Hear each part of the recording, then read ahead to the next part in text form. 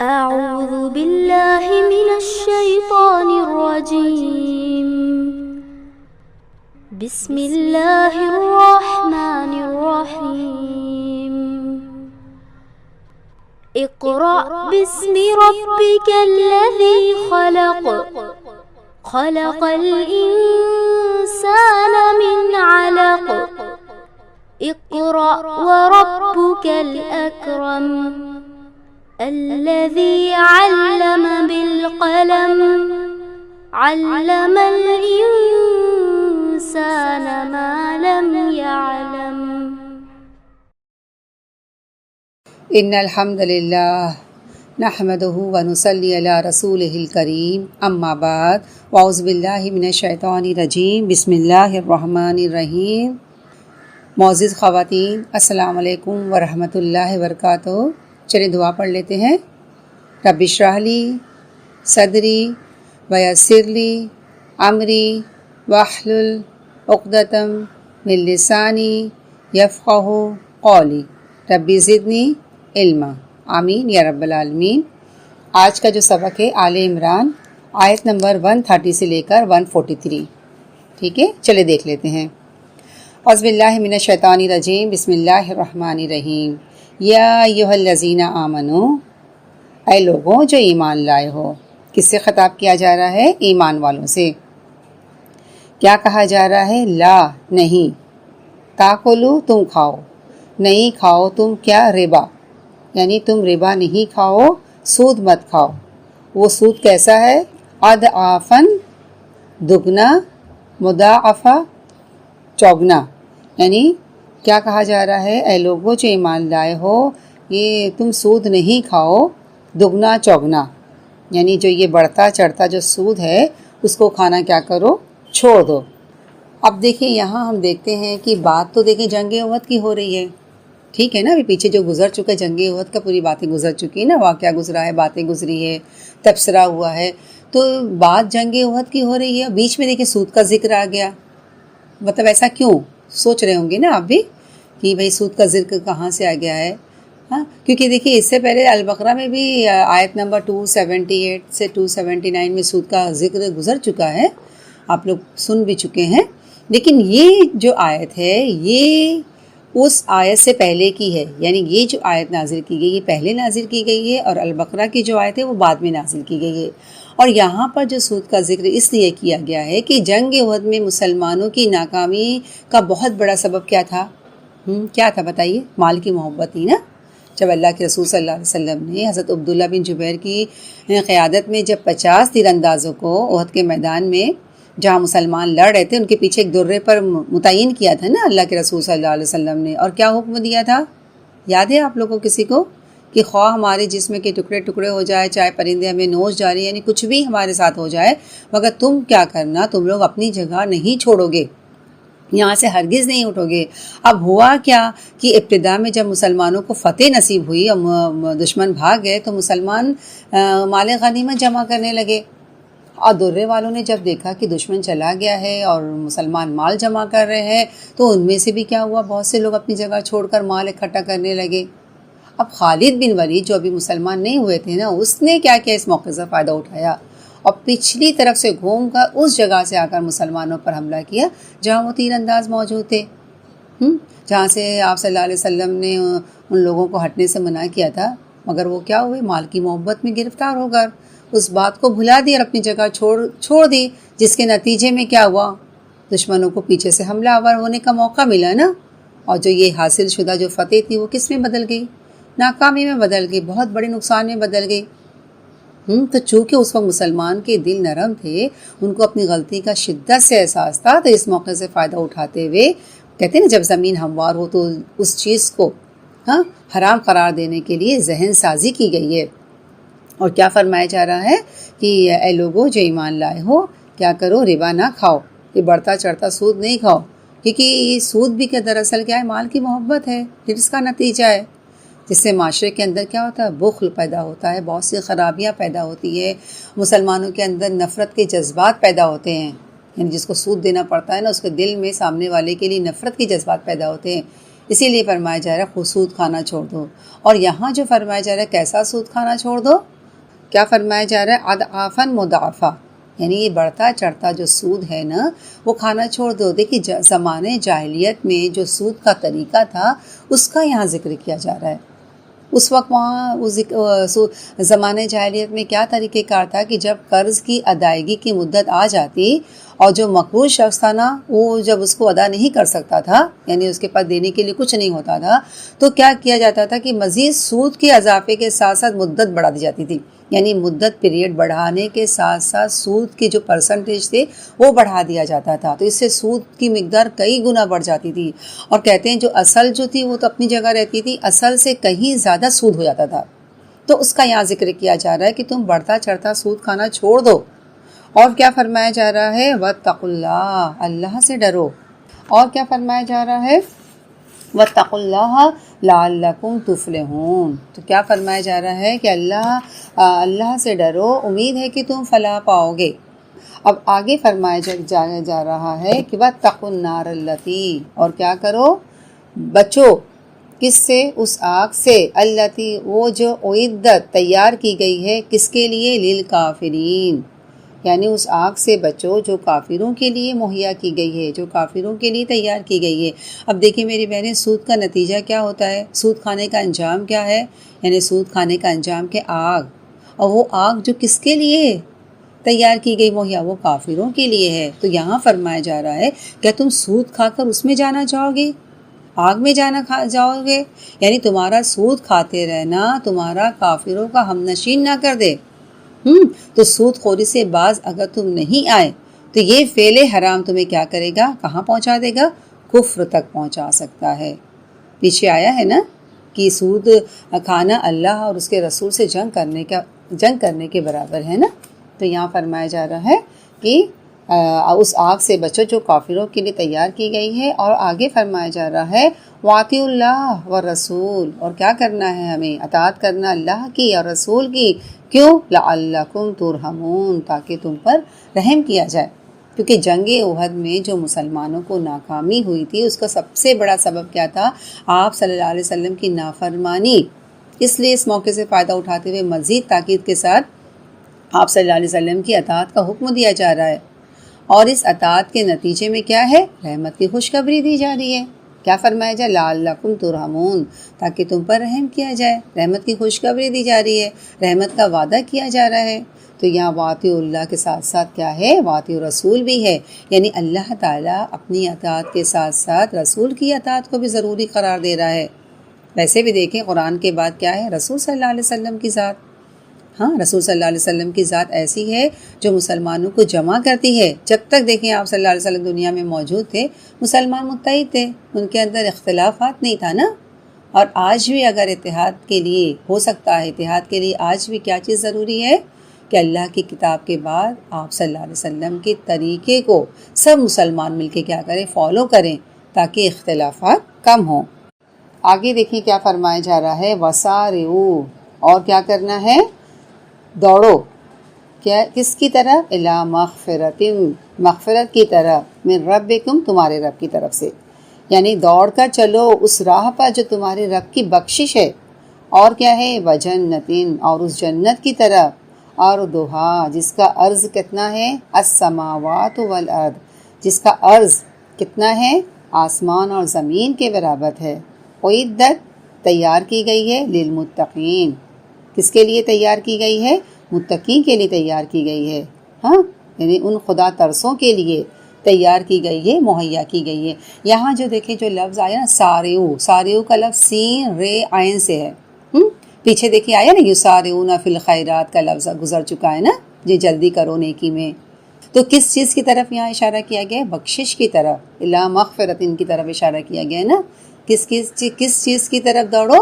الی مغفرت، بخشش کی طرف، یعنی جو قصور ہو چکا سو ہو چکا، اب کیا کرنا ہے؟ اس پر بیٹھ کر افسوسی نہیں کرتے رہو، بلکہ اس کی اصلاح کر لو، اور اس کا آغاز کیا ہے؟ مغفرت ہے، یعنی جلدی کرو مغفرت کی طرف۔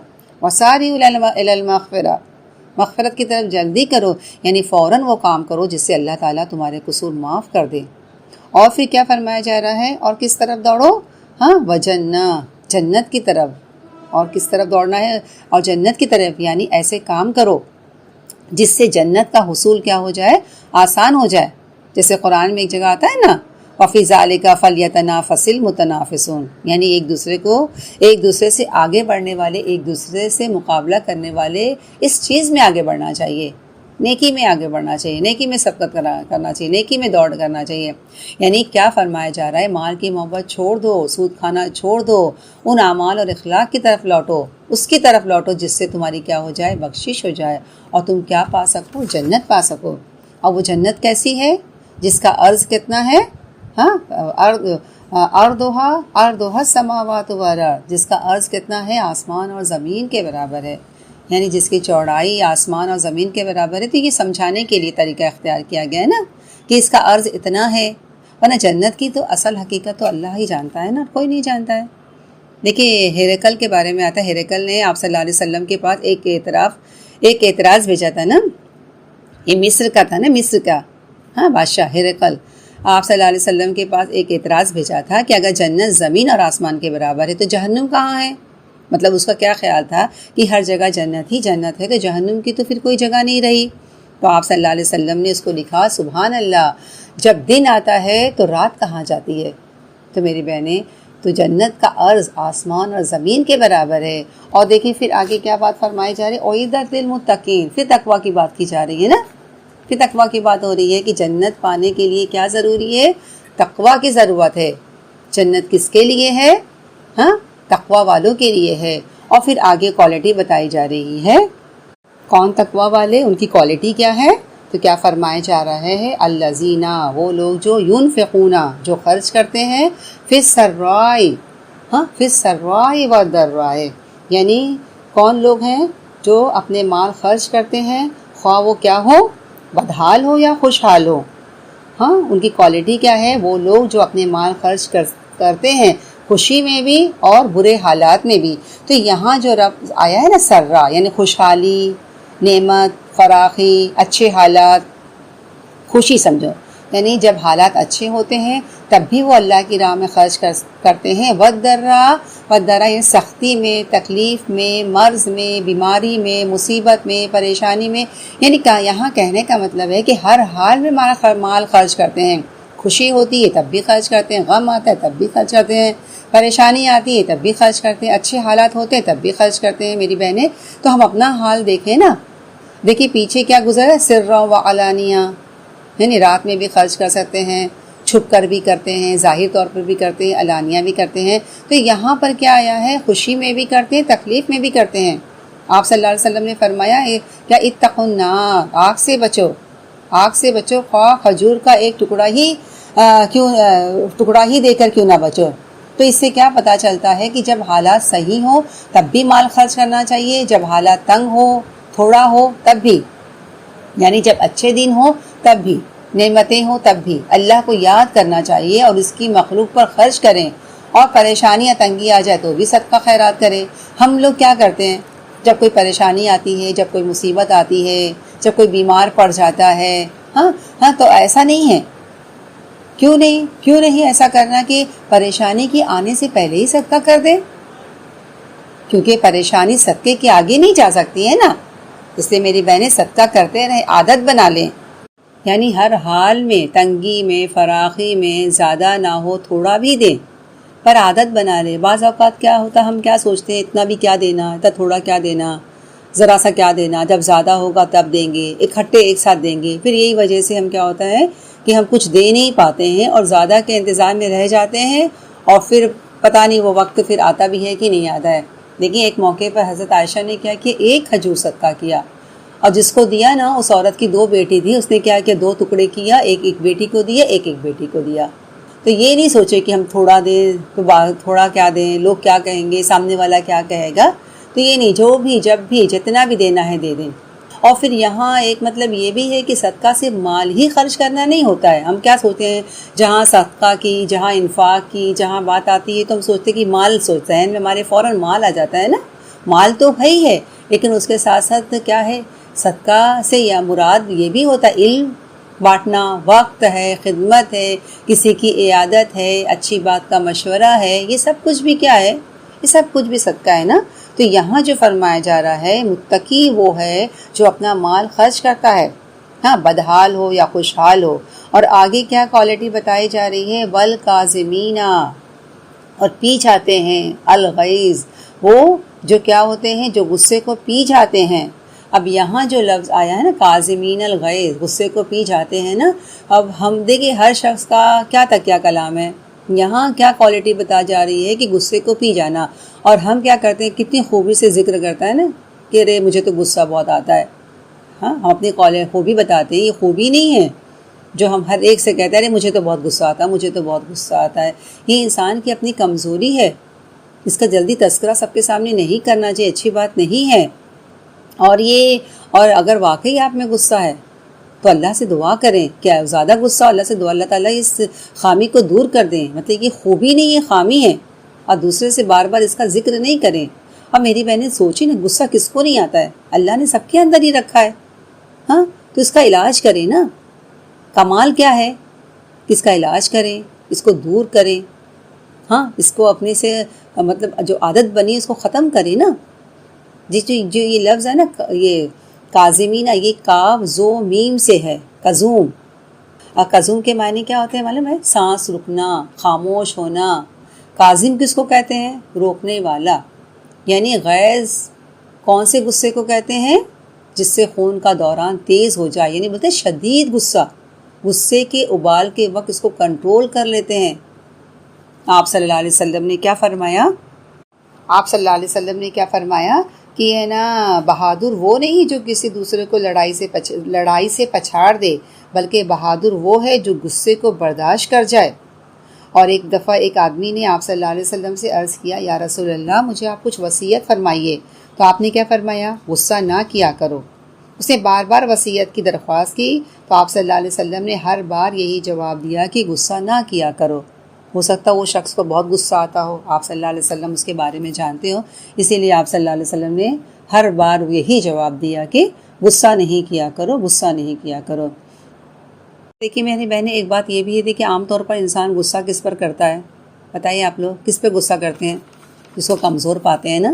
ہم لوگ کس پر کرتے ہیں؟ ہم خواتین اپنے بچوں پر کرتے ہیں نا، بلا وجہ کرتے ہیں. جہاں ضرورت ہے، جہاں ڈانٹنا ڈپٹنا ٹھیک ہے، لیکن ہر وقت اپنے غصے کا اظہار کرنا، بچوں کو مارتے پیٹتے رہنا، چلاتے رہنا، یہ اچھی عادت نہیں ہے. جس کو وہ انسان کمزور پاتا ہے نا، اس پر بہت غصہ کرتا ہے، جس سے بدلہ لینے کی طاقت رکھتا ہے. یہیں سے انسان کا دیکھے تکبر جھلکتا ہے نا. یعنی طاقتور کے سامنے مسکین بنتا ہے، مسکین کے سامنے متکبر ہو گیا. جب غصہ آئے تو انسان کو کیا کرنا چاہیے؟ سب سے پہلے اپنی ہستی کو یاد کرے نا. انسان کو جب غصہ آئے، اور غصہ تکبر کی بنیاد پر ہوتا ہے نا، سب سے پہلے اپنی ہستی کو یاد کر لے کہ میں کیا چیز ہوں، میری کیا اوقات ہے، میں کیوں اتنا بگڑ رہی ہوں. اور غصے کی بنیاد ہی تکبر ہے. اور تکبر کیا ہے؟ شیطانی صفت ہے. سب سے پہلے شیطان نے تکبر کیا تھا نا، کیا کہا تھا؟ یاد ہے آپ لوگوں کو کیا کہا تھا؟ انا خیر منہ، میں اس سے بہتر ہوں، میں آدم علیہ السلام سے بہتر ہوں. اور جب انسان دوسرے سے اپنے آپ کو بہتر سمجھتا ہے، اس وقت اس میں یہ کیفیت پیدا ہوتی ہے نا. اور چونکہ غصے کا سبب انسان کی تکبر ہے، اس کا انا ہے، تو یہ چیز شیطانی عمل ہے. تو سب سے پہلے ہمیں کیا کرنا چاہیے؟ اعوذ باللہ من الشیطان الرجیم، بلند آواز سے پڑھنا چاہیے، درود شریف پڑھنا چاہیے. آپ صلی اللہ علیہ وسلم نے خود یہ طریقہ بتایا کہ آگ جو کہ پانی سے بجھتی ہے، غصہ ایک آگ ہے نا، اور آگ کس سے بجھتی ہے؟ پانی سے بجھتی ہے. تو پھر پانی کا استعمال کریں، یعنی پانی پی لیں یا وضو کر لیں. اور آپ نے یہ بھی فرمایا کہ جب تم میں سے کسی کو غصہ آئے تو خاموش ہو جاؤ، چپ ہو جاؤ، یا جس پوزیشن میں پوزیشن بدل دو. کھڑے ہو تو بیٹھ جاؤ تو لیٹ جاؤ، یا وہ جگہ ہی چھوڑ دو، وہاں سے ہٹ جاؤ. اور ہے نا سب سے بڑی بات یہ یاد رکھیں کہ جو کچھ ہم غصے میں بول رہے ہیں نا، وہ سب کچھ لکھا جا رہا ہے. یاد رکھیں وہ سب اللہ کے پاس ریکارڈ ہو رہا ہے، اس کی جواب دہی کرنی ہوگی. آپ اللہ تعالیٰ کے پاس جا کے یہ نہیں بول سکتے کہ میں کیا کروں اللہ تعالیٰ، مجھے بہت غصہ آتا ہے، مجھے معاف کر دیں، اور یہ یہاں سے نکال دیں، کاٹ دیں، چھاڑ دیں، مجھے یاد نہیں رہتا کہ میں کیا کیا بول رہی ہوں. تو یہ ہم نہیں بول سکتے ہیں اللہ تعالیٰ سے. ساری چیزیں ریکارڈ ہو رہی ہے، ساری چیزیں لکھی جا رہی ہے، اور ہر ایک کی ہم کو جواب دہی کرنی ہے. اور آگے دیکھیں متقین کی کیا صفت بیان کی جا رہی ہے. والکاظمین الغیظ تو ہو گیا، والعافین عن الناس، کیا کرتے ہیں؟ معاف کر دیتے ہیں لوگوں کو. معاف کرنے والے، یعنی یہ نہیں کہ وقتی طور پر انسان ریئیکشن نہ دکھائے کہ چلو بھائی ابھی تو میں کچھ نہیں بول رہا ہوں، بعد میں کسی اور موقع پر آ کر بدلہ لے. نہیں میری بہنیں، نہیں، معاف کر دے. آپ صلی اللہ علیہ وسلم نے فرمایا جو شخص یہ چاہتا ہے کہ اس کے محلات جنت میں اونچے ہوں اور اس کے درجات بلند ہو، اس کو چاہیے کہ جس نے اس پر ظلم کیا اس کو معاف کر دے، اور جس نے اس کو کبھی کچھ نہ دیا اس کو بخشش اور ہدیہ دیا کرے، اور جس نے اسے ترک تعلق کیا ہو وہ اس سے ملنے پر پرہیز نہ کرے. تو کیا کرنا ہے؟ دوسروں کو معاف کر دینا ہے. اور آگے بتایا جا رہا ہے نا، واللہ یحب المحسنین، اللہ تعالیٰ محبوب رکھتا ہے، اللہ تعالیٰ پسند کرتا ہے کس کو؟ محسنین کو، نیک لوگ کو. محسنین کون ہوتا ہے؟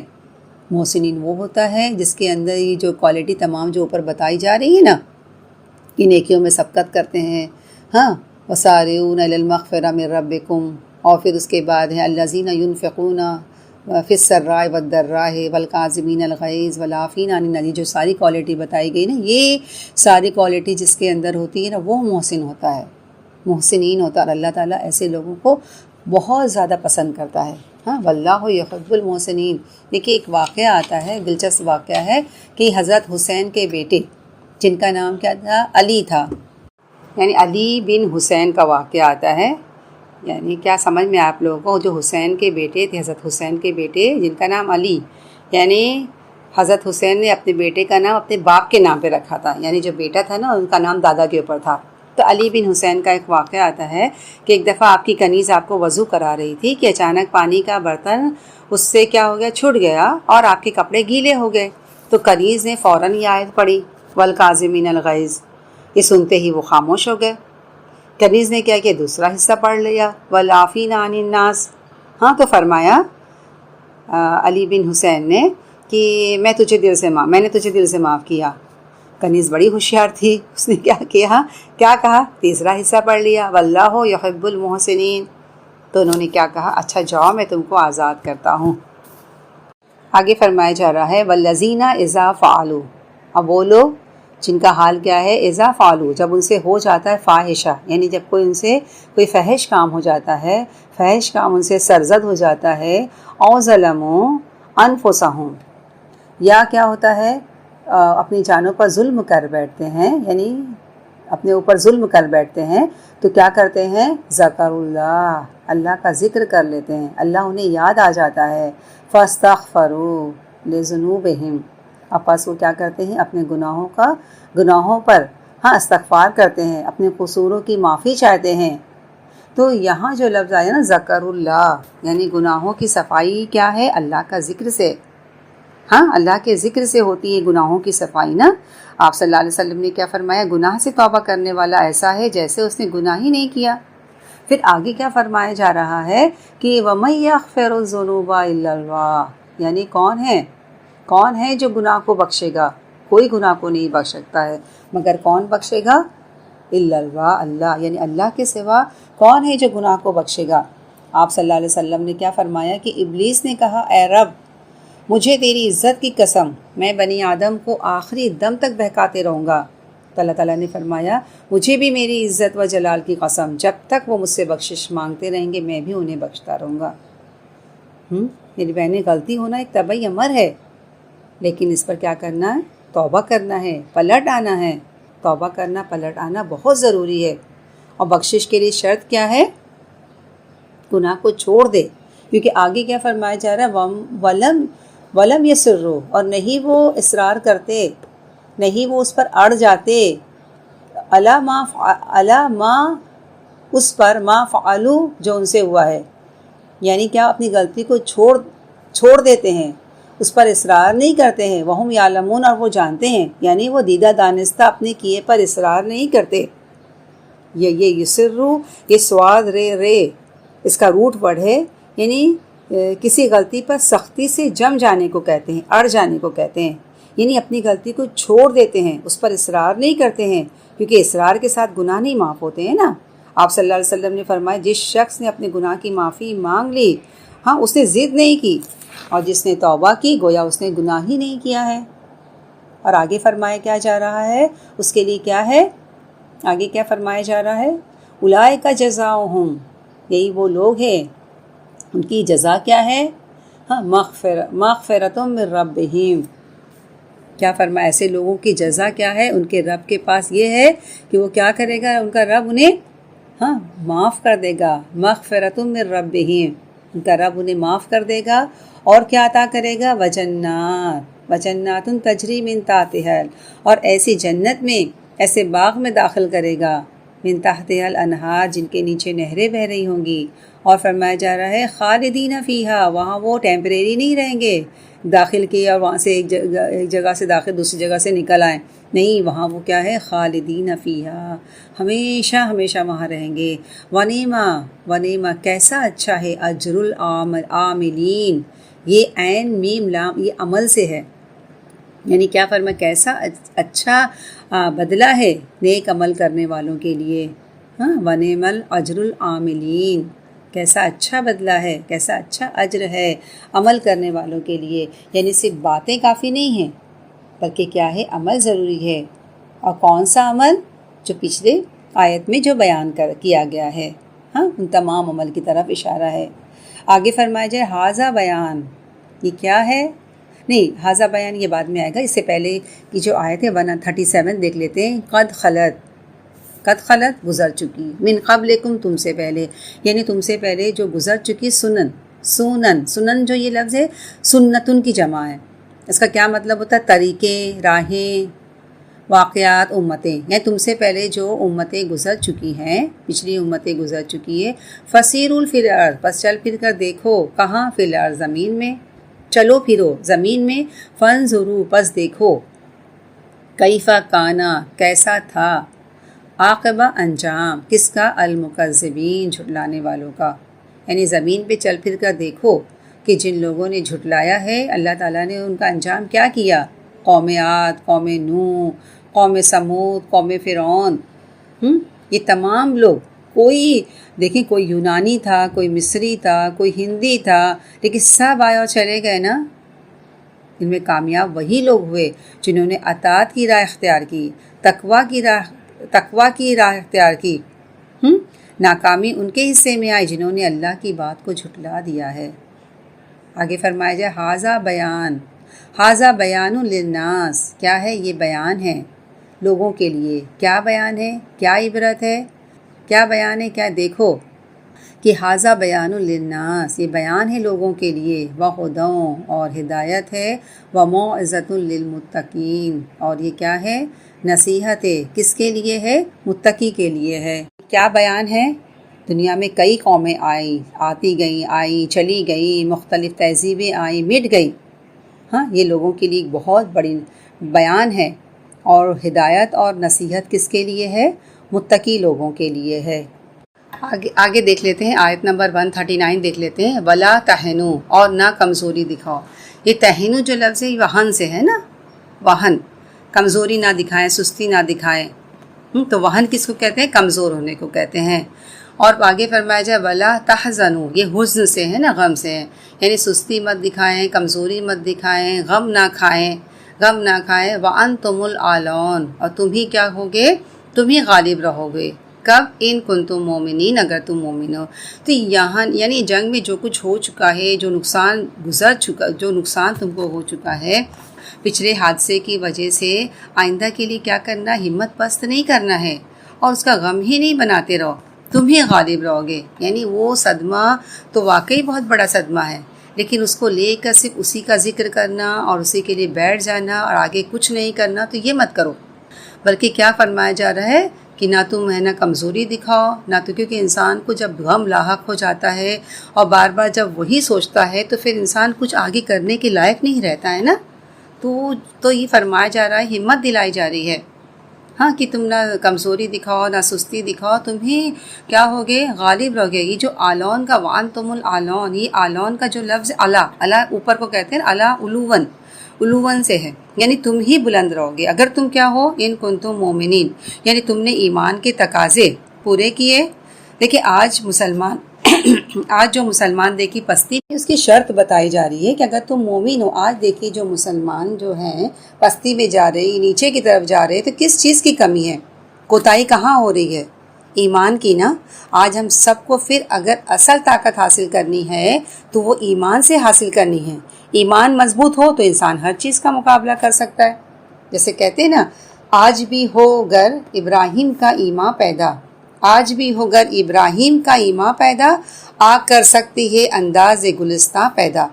یعنی دیکھیں ابراہیم علیہ السلام کے لیے آگ کیوں گلزار بن گئی؟ کیوں گلزار بن گئی؟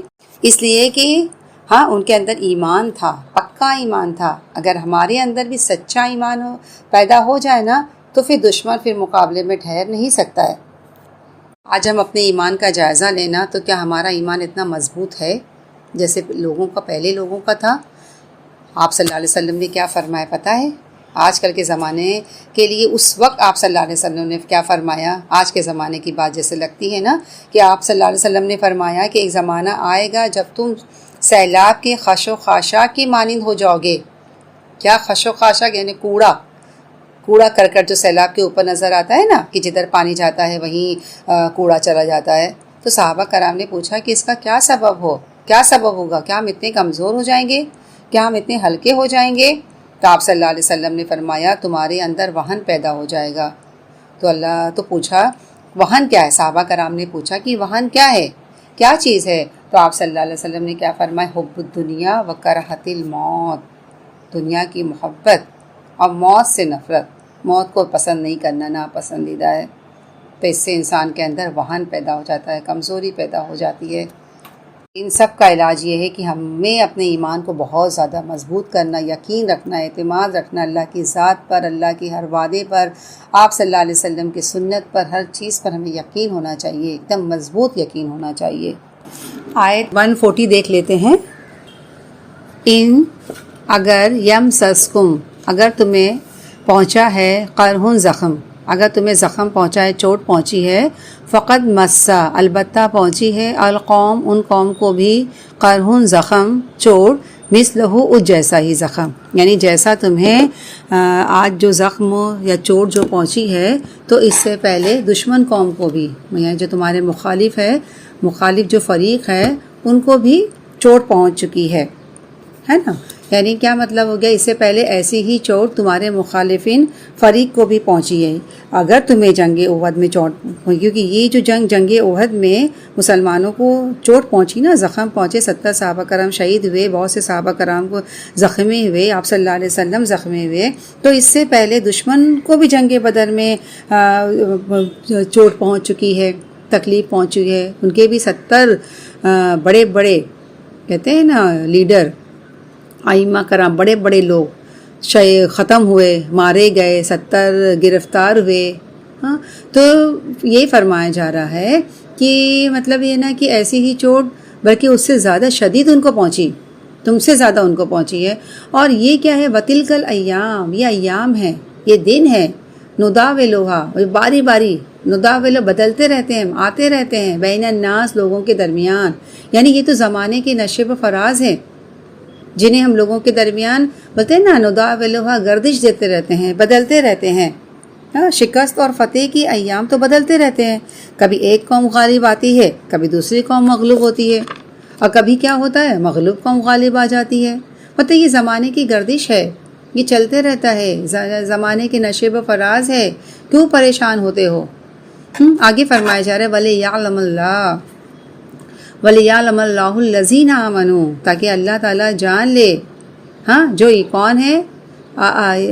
وَلِيَعْلَمَ اللَّهُ الَّذِينَ آمَنُوا، تاکہ اللہ تعالیٰ جان لے کہ کون ایمان والے ہیں، کون ایمان والے ہیں۔ اور یعنی فتح کے بعد شکست کس لیے لایا جاتا ہے؟ کیوں فتح کے بعد شکست آتی ہے، شکست کے بعد فتح آتی ہے؟ تاکہ اللہ تعالیٰ کیا کرتا ہے؟ آزمائش کرے، اور اس کے علاوہ وَيَتَّخِذَا، اور بنائے، مِنکم، تم میں سے، شہداء، شہید۔ ایک تو آزمائش کے لیے ہے، اور دوسری کیا؟ تم میں سے کچھ لوگوں کو اللہ تعالیٰ کیا کرتا ہے؟ شہادت کا درجہ بھی نصیب کرانا چاہتا ہے، شہید بھی کرنا چاہتا ہے۔ کچھ لوگوں کو شہادت بھی اس میں نصیب ہوتی ہے۔ یہ ساری چیزیں جو شکست ہوتی ہے، فتح ہوتی ہے، تکلیف آتی ہے، مصیبت آتی ہے، ساری چیزیں تو زمانے کے نشیب و فراز ہیں، اور تاکہ اللہ تعالیٰ جان لے کہ تم میں سے کون مضبوط ایمان والے ہیں، اور کیا ہے؟ اور تاکہ اللہ تعالیٰ کچھ لوگوں کو تم میں سے کیا کرے شہادت کا درجہ دینا چاہتا ہے. یعنی اللہ تعالیٰ تکلیف دہ حالات پیدا کر کے کیا دیکھنا چاہتا ہے کہ تم میں سے کون ایمان پر ہے، کون اپنی ذمہ داری کو پورا کر رہا ہے. ہاں دیکھیے جنگ احد میں 70 صحابہ کرام شہید ہوئے تھے نا، جیسا کہ میں نے آپ سے بتایا، اور شہادت کا درجہ تو بلند ہے نا. اور ان مع العسر یسرا تو ہے ہی ہے، سختی کے ساتھ آسانی، آسانی کے ساتھ سختی. یہی زندگی میں لگا. کوئی کہہ نہیں سکتا ہے کہ میرے حالات ہمیشہ اچھے ہیں، اور کوئی یہ نہیں کہہ سکتا کہ میرے حالات ہمیشہ خراب ہیں. آج اچھے ہیں کل خراب ہیں، کل خراب ہیں تو اچھے ہیں، یہی تو چلتے رہتا ہے. اور آگے جو فرمایا جا رہا ہے نا، واللہ لا یحب الظالمین، اور اللہ تعالیٰ ظالم لوگوں کو پسند نہیں کرتا ہے. تو ظالم کون ہے؟ جو مایوس ہونے والے ہیں، جو اللہ تعالیٰ کی ذات سے مایوس ہیں. کہتے ہیں نا مایوسی کفر ہے نا. تو ظالم وہ شخص جو مایوس ہونے والے ہیں، جو اللہ کی اطاعت نہیں کرتے ہیں. اور اللہ نے یہ دن کس لیے لایا ہے؟ آگے اس کی وجہ بتائی جا رہی ہے. یہ دن اللہ تعالیٰ نے کیوں لایا ہے؟ کیا وجہ بتائی جا رہی ہے؟ کہ ولی یوما خسلوا، تاکہ اللہ تعالیٰ کیا کر دے؟ چن لے، پاک کر دے. کیا کر لے؟ اللہ تعالیٰ خالص کر دے. یہ جو لفظ ہے نا محیص، یہ کیا ہے؟ یہ کس کو کہتے ہیں؟ خالص کرنا، یعنی کھوٹ اور عیب سے پاک کرنے کو کہتے ہیں.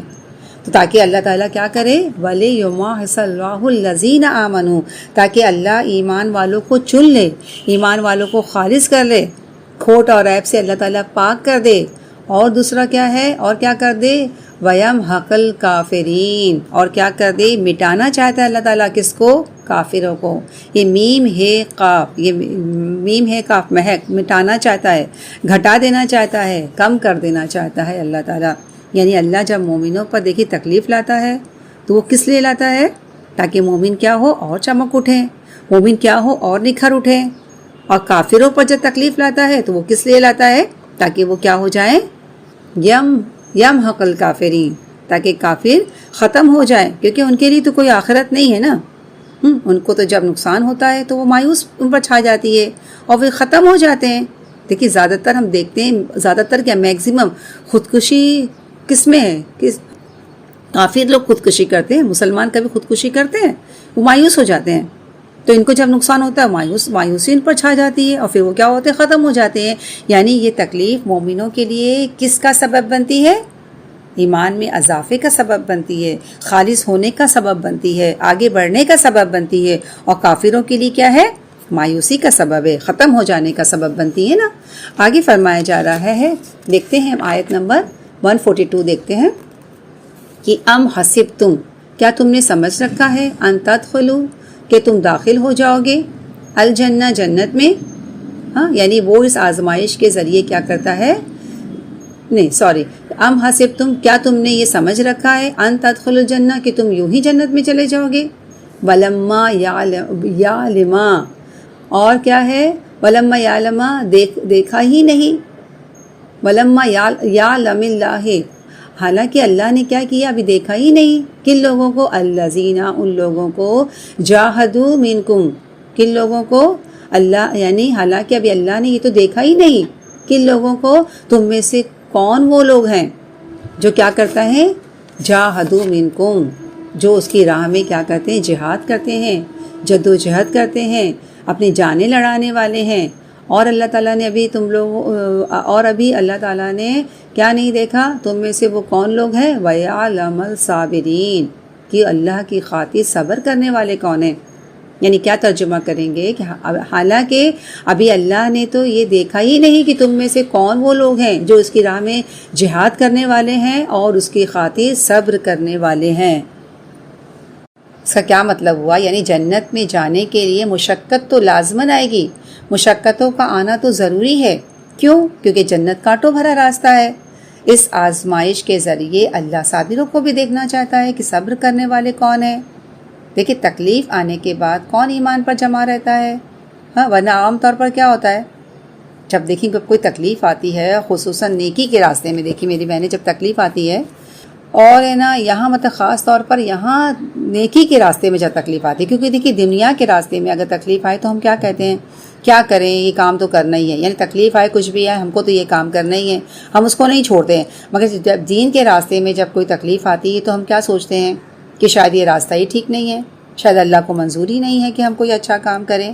تو ایسے بہت سے بہانے کر کے پھر ہم کیا کرتے ہیں، پیچھے ہٹ جاتے ہیں، دین کا کام چھوڑ دیتے ہیں، پلٹ جاتے ہیں۔ تو اللہ تعالیٰ فرماتا ہے یہ ٹیسٹ کر کے، اللہ تعالیٰ فرماتا ہے کہ یہ ٹیسٹ کر کے میں دیکھتا رہتا ہوں کہ کون جمتا ہے، کون صبر کرتا ہے، کون صابر ہے، کون خالص ہے، کون واقعی جو میرے لیے نیک راستے پر چلتا ہے۔ دیکھیے جب مکی دور میں مسلمانوں پر قریش مکہ کی طرف سے بے پناہ مظالم اور مصائب جب ڈھائے جا رہے تھے تو سیدنا خباب بن ارت ان مصائب سے کچھ بہت گھبرا سے گئے اور چاہا کہ جا کے رسول صلی اللہ علیہ وسلم سے دریافت فرمائیں کہ جس وقت کی آپ بشارت سناتے ہیں وہ کب آئے گا۔ چنانچہ کہتے ہیں وہ خود راوی ہیں کہ میں رسول صلی اللہ علیہ وسلم کے پاس آیا، اس وقت آپ کعبے کے سائے میں ایک چادر پر تکیہ لگائے بیٹھے تھے۔ اس زمانے میں ہم مشرک لوگوں سے بہت سخت تکلیفیں اٹھا رہے تھے۔ تو کہتے ہیں کہ میں نے جا کر اللہ کے رسول صلی اللہ علیہ وسلم سے عرض کیا کہ آپ اللہ تعالیٰ سے ان مشرکوں کے لیے بد دعا کیوں نہیں کرتے ہیں، یعنی اتنی تکلیف، اتنی پریشانی، اتنا زیادہ ہم لوگوں کو ستایا جا رہا ہے تو آپ ان لوگوں کے لیے بد دعا کیوں نہیں کرتے ہیں۔ یہ سنتے ہی آپ صلی اللہ علیہ وسلم تکیہ چھوڑ کر سیدھے بیٹھ گئے اور آپ کا چہرہ کہتے ہیں غصے سے سرخ ہو گیا اور فرمایا تم سے پہلے کیا فرمایا کہ تم سے پہلے ایسے لوگ گزر چکے ہیں جن کے گوشت اور پٹھوں میں ہڈیوں تک لوہے کی کنگھیاں چلائی جاتی تھی، مگر وہ اپنے سچے دین سے پھرتے نہیں تھے۔ آرا ان کے سر کے درمیان رکھ کر چلا دیا جاتا تھا، ان کے 2 ٹکڑے کر دیے جاتے تھے، مگر وہ سچے دین سے نہیں پھرتے تھے، اور اللہ ایک دن اس کام کو ضرور پورا کر کے رہے گا۔ یہ بخاری میں ہے اور ایک روایت میں آتا ہے کہ آپ صلی اللہ علیہ وسلم نے فرمایا کہ اللہ تعالیٰ اس کام کو ضرور پورا کر کے رہے گا، مگر تم لوگ تو جلدی مچاتے ہو۔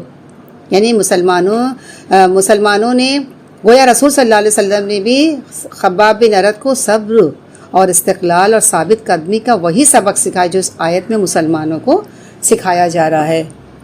آیت نمبر دیکھیں 143 میں کیا فرمایا جا رہا ہے، وَلَقَدْ اور البتہ تم تمنون الموت، کہ کیا ہے، البتہ تم کیا کر رہے تھے، موت کی تمنا کر رہے تھے، من قبل ان تلقوہ، کس سے، البتہ تم موت کی تمنا کر رہے تھے اس سے پہلے کہ وہ تم سے ملے۔ یعنی کیا مطلب ہے، اشارہ ہے ان صحابہ کرام کی طرف جو شہادت کا شوق لیے ہوئے مدینے سے نکل کر باہر جنگ کرنا چاہتے تھے نا۔ آپ لوگوں کو پتہ ہے نا، جس وقت یہ مشورہ ہو رہا تھا کہ جنگ کہاں کی جائے گی، تو کچھ صحابہ کرام جو شہادت کے شوق سے بے چین ہو رہے تھے، انہوں نے کیا کہا کہ ہم لوگ مدینے سے باہر نکل کر جنگ کریں گے نا۔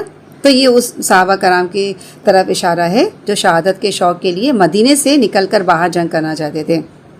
تو فرمایا جا رہا ہے کہ من قبل ان تلقوا، اس سے پہلے کہ تم نے ان سے ملاقات کی، یعنی موت کے سامنے آنے سے پہلے۔ یعنی کیا مطلب ہوا، جنگ احد میں جو ہر طرف موت چھائی ہوئی تھی اس سے پہلے تو تم خود بھی چاہتے تھے نا کہ تم شہید ہو جاؤ۔ یعنی مختصر کیا کہنے کا مطلب ہے، جنگ احد سے پہلے تم خود موت کی تمنا کر رہے تھے، ٹھیک ہے۔ اب کیا ہے، فقد رأیتموہ، پس تحقیق کہ تم نے دیکھ لیا، رأیتموہ، وہ اس کو، کس کو، موت کو، پس تحقیق کہ تم نے دیکھ لیا اس کو، کس کو، موت کو۔ وَأَنْتُمْ تَنْظُرُونَ، اور تم اپنی آنکھوں سے دیکھ رہے تھے۔ کیا دیکھ رہے تھے، جب جنگ ہوئی تو ہر طرف کیا ہو گیا، موت دوڑ دوڑ کر تمہاری طرف آ رہی تھی نا۔ تو دیکھیے میری بہنیں، شہادت کا شوق رکھنا تو بہت اچھا ہے، لیکن موت کی تمنا منع ہے۔ آپ صلی اللہ علیہ وسلم نے کیا فرمایا، تم دشمن کی مدبھیڑ کی آرزو مت کرو اور اللہ سے عافیت طلب کرو، تاہم جب خود حالات ایسے بن جائیں دشمنوں سے لڑنا پڑے تو پھر ثابت قدم رہو، اور یہ بات جان لو کہ جنت تلواروں کی چھاؤں میں ہے۔ دیکھیے میری بہنیں، اس آیت میں کیا ہے، غزوہ احد کا ایک دوسرا منظر پیش کیا گیا ہے۔ جبکہ مسلمان ابتدا میں کیا تھے، شکست دوچار ہوئے تھے، تو جو صحابہ کرام غزوہ بدر میں شریک نہیں ہوئے تھے نا، غزوہ بدر تو اچانک ہو گئی تھی، اس میں سب صحابہ کرام تو شریک نہیں ہوئے تھے نا، تو جو لوگ شریک نہیں ہوئے تھے وہ لوگ مطلب ہے نا، جو صحابہ کرام غزوہ بدر میں شریک نہیں ہوئے تھے، وہ جب شہدائے بدر کے فضائل سنتے تھے تو سن کر کیا تمنا کرتے تھے کہ اگر پھر اللہ نے ایسا موقع فراہم کیا تو ہم اللہ کی راہ میں جان دے کر شہادت کے درجے حاصل کریں گے۔ اور پھر مشورے کے وقت ایسے ہی صحابہ کرام نے زور دیا نا کہ جنگ مدینے سے باہر کھلے میدان میں لڑنا چاہیے، لیکن کہتے ہیں جب شکست ہوئی تو ایسے صحابہ میں سے بھی کچھ لوگ ایسے تھے جو بھاگ نکلے۔ تو اس آیت میں انہی لوگوں کو خطاب کیا جا رہا ہے کہ جو چیز تم چاہتے تھے وہی تمہیں پیش آئی نا۔ تم شہادت کا درجہ چاہتے تھے، تم تمنا کرتے تھے جنگ سے پہلے، تو جو تم چاہتے تھے وہ چیز جب تمہیں پیش آئی ہے تو تم پیچھے ہٹ رہے ہو۔ تو پیچھے نہیں ہٹو، بلکہ کیا کرنا چاہیے؟ ثابت قدم رہو اور ڈٹ کر مقابلہ کرو۔ یہاں پر الحمدللہ ہمارا سبق مکمل ہوا۔ ہاں، تھوڑا سا ہم سید الاستغفار کے بارے میں دیکھ لیتے ہیں۔ دیکھیے، استغفار کے لیے تو کتاب سنت میں بہت سی دعائیں ہیں نا، اور آپ لوگوں کو بھی یاد ہوگی، اور اللہ کے رسول صلی اللہ علیہ وسلم بھی دن میں کئی بار، حدیث میں آتا ہے 100 بار استغفار کیا کرتے تھے، جبکہ آپ پورے بخشائے تھے، لیکن آپ صلی اللہ علیہ وسلم استغفار کرتے تھے۔ ہم لوگوں کو بھی کثرت سے استغفار کرنا چاہیے۔ اور تھوڑا سا ہم یہ سید الاستغفار کے بارے میں دیکھ لیتے ہیں کہ ایک دعا ہے، اللہ کے رسول صلی اللہ علیہ وسلم نے اسے سید الاستغفار فرمایا ہے، اور آپ نے یہ استغفار صحابہ کرام کو سکھایا، اور صبح شام نمازوں کے بعد یہ استغفار پڑھنا چاہیے۔ یاد ہے آپ لوگوں کو؟ ہاں، سید الاستغفار صبح شام ہم سب کو نماز میں پڑھنا چاہیے۔ اور دیکھیے کتنا اچھا اس کا ترجمہ کتنا بہترین ہے، اور جن لوگوں کو یاد ہے الحمدللہ بہت اچھی بات ہے، اور لیکن وہ اس کو اپنا معمول بنا لیں اور صبح شام نماز میں اس کو پڑھیں، نماز کے بعد دعا سے پہلے یا دعا میں پڑھیں۔ ہاں، اور ہے نا اس کا ترجمہ بھی دیکھ لیں، اور جن لوگوں کو یاد نہیں ہے میری بہنیں اسے یاد کریں، بہت ہی اچھی، اور اس کی بہت ساری حدیث میں اس کی بشارت دی گئی ہے کہ جو شخص ہے نا دن میں اگر اس کو پڑھ لیتا ہے اور اس کا انتقال ہو جاتا ہے تو وہ جنت میں داخل ہوگا، جو رات میں پڑھ لے۔ اس طرح کی حدیث بھی آپ لوگوں نے سنی ہوگی۔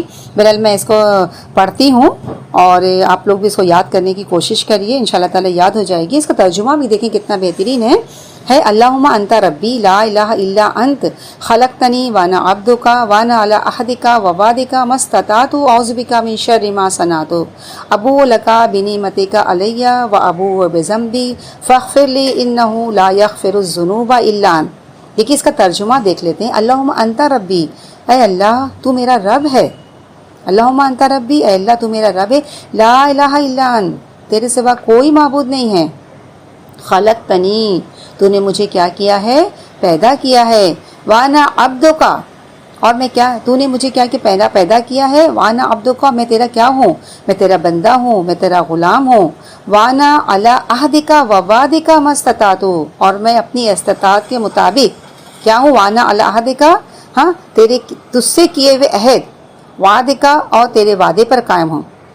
یعنی کیا مطلب ہو گیا؟ مستطاعت، میں اپنی استطاعت کے مطابق تجھ سے کیے ہوئے عہد پر اور وعدے پر قائم ہوں۔ ہاں، پس تو کیا کر؟ اعوذ بک من شر ما صنعت، اعوذ بک، میں تیری پناہ چاہتا ہوں، من شر، ہر اس شر سے، ما صنعت، ہر اس برائی سے جو میں نے کی ہے۔ یعنی میں تیری پناہ مانگتا ہوں اللہ کہ ہر اس برائی سے جو میں نے کی ہے۔ اور کیا؟ ابوء لک بنعمتک علیہ، اور میں اپنے اوپر تیری عطا کردہ نعمتوں کا اعتراف کرتا ہوں۔ علیہ، اپنے اوپر، بنعمتک کا، تیری عطا کردہ نعمتوں کا کیا کرتا ہوں؟ اے اللہ میں اپنے اوپر تیری عطا کردہ نعمتوں کا اعتراف کرتا ہوں۔ وابوء بذنبی، اور اپنے گناہ کا اعتراف کرتا ہوں۔ وابوء بذنبی، اپنے گناہ کا اعتراف کرتا ہوں۔ پس تو کیا کر؟ فاغفر لی، مجھے بخش دے، اے میرے رب تو مجھے بخش دے۔ انہ، بے شک تو، لا یغفر الذنوب، انہ، بے شک تو، لا یغفر الذنوب، نہیں بخش سکتا۔ یعنی کیا مطلب؟ الا انت، یقیناً تیرے سوا کون ہے جو گناہوں کو بخشے، جو گناہوں کو بخش سکتا ہے؟ یعنی تیرے سوا کوئی گناہ کو بخش نہیں سکتا، اللہ تعالیٰ تو ہی گناہوں کو بخشنے والا ہے۔ تو میری بہنیں یہ بہت ہی اچھی دعا ہے، تھوڑی بڑی بھی ہے، تھوڑی مشکل بھی ہے، لیکن ایسی نہیں ہے کہ ہم اس کو یاد نہیں کر سکتے۔ اس کو آپ کیا کریے، لکھ لیجئے یا اس کو زیروکس کروا لیجئے اپنے کچن میں، یا جہاں آپ کا ہر وقت آنا جانا ہے، یا نماز کے پاس آپ دعا کی کتاب رکھ لیں۔ جب نماز پڑھیں تو اس کے بعد اس کو پڑھتے رہیں، بار بار پڑھیں گے، کچن میں جائیں پڑھیں، اٹھتے بیٹھتے پڑھیں گے تو انشاءاللہ دیکھیں، اور ترجمے کے ساتھ اگر آپ نے اس کو پڑھا نا تو آپ کو بہت جلدی یہ دعا یاد ہو جائے گی۔ تو آج کا جو ہمارا سبق جو بھی ہے، جو آپ لوگوں نے سنا، ہاں اس کے ساتھ ساتھ ہم کو اس دعا کو بھی یاد کرنا ہے اور کوشش کرنا ہے کہ اسے کر کے ہی رہنا ہے، اور اللہ تعالیٰ ضرور مدد کرے گا انشاءاللہ تعالیٰ۔ وآخر دعوانا ان الحمدللہ رب العالمین۔ ربنا تقبل منا انک انت السمیع العلیم وتب علینا انک انت التواب الرحیم۔ صلی اللہ تعالی علی خیر خلقہ محمد وعلی آلہ واصحابہ اجمعین برحمتک یا ارحم الراحمین۔ سبحانک اللہم و بحمدک نشہد لا الہ الا انت نستغفرک و نتوب الیک۔ والسلام علیکم ورحمۃ اللہ وبرکاتہ۔